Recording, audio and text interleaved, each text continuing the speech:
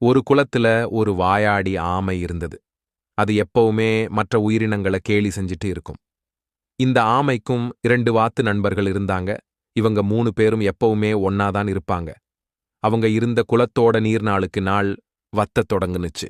அதனால அந்த வாத்துங்க பக்கத்து ஊருக்கு போலாம்னு முடிவு செஞ்சிருந்துச்சுங்க. இந்த குலம் நாளுக்கு நாள் வத்த அதிகரிச்சுடுச்சு.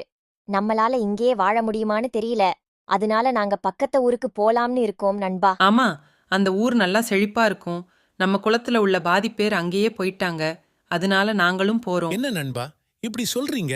என்ன இங்க விட்டுட்டு நீங்க மட்டும் போக போறீங்களா? நீ சொல்றதும் எங்களுக்கு புரியுது. ஆனா என்ன செய்ய முடியும்? உன்னால எப்படி அவ்ளோ தூரம் வர முடியும்? ஆமா, உனக்கு என்ன எங்கள மாதிரி ரெக்கையா இருக்கு பறந்து போறதுக்கு? ரெக்க இல்லனா என்ன? அதான் நீங்க இருக்கீங்கல்ல, என்ன உங்க கூடயே கூட்டிட்டு போங்க. அது எப்படி முடியும் நண்பா? நாங்க எப்படி உன்னை கூட்டிட்டு போறது? நான் ஒரு யோசனை வச்சிருக்கேன். அது என்னன்னா, ஒரு கம்பை எடுத்து அதோட ஒரு முகனைய நீயும் இன்னொரு முகனைய நீயும் புடிச்சுக்கோ. ஆப்ரோ, என்னோட வாயால அந்த கம்ப நான் கவ்விப்பேன். சரியா? நல்ல யோசனை நண்பா. ஆனா ஒரு பிரச்சனை இருக்கே. என்ன சிக்கல் நண்பா, சொல்லு. நம்ம பறக்கும்போது நீ தவறி போய் வாயத் துறந்து பேசிட்டினா மேலேந்து கீழே விழுந்து உனக்கு பெரிய காயம் ஏற்பட்டுரும். ஆமா, உன்னால வேற பேசாம இருக்கவே முடியாதே. அது எப்படி நான் தெரிஞ்சுக்கிட்டே என்னுடைய வாய் திறப்பேன்? சரி நண்பா, அப்போனா நாம இப்பவே கிளம்பிடலாமா? அந்த ஆமை சொன்ன யோசனைப்படி 3 பேரும் பறந்து போயிட்டு இருந்தாங்க.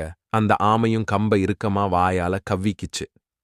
கொஞ்ச தூரத்திலேயே இவங்க பறக்கிறத பார்த்த மற்ற உயிரினங்கள் ஆச்சரியமா அவங்கள பார்த்து கைத்தட்டி உற்சாகப்படுத்தினாங்க. இத பார்த்த ஆமை, கீழே பாத்தீங்களா நண்பர்களே? என்னுடைய யோசனைய பார்த்து எவ்வளவோ பேரு வியப்பா பார்க்கறாங்கன்னு. அப்படின்னு வாயத் திறந்து பேசிடுச்சு. அதனால அந்த ஆமை மேலேந்து கீழே விழுந்து அதுக்கு பெரும் காயம் ஏற்பட்டுருச்சு. பசங்களே, எந்த ஒரு செயலையும் செய்யறதுக்கு முன்னாடி பலமுறை யோசிச்சு செய்யணும். அதனால வரப்போற ஆபத்தையும் தெரிஞ்சு வச்சுக்கணும். அதுக்கு இந்த ஆமையே சிறந்த உதாரணம்.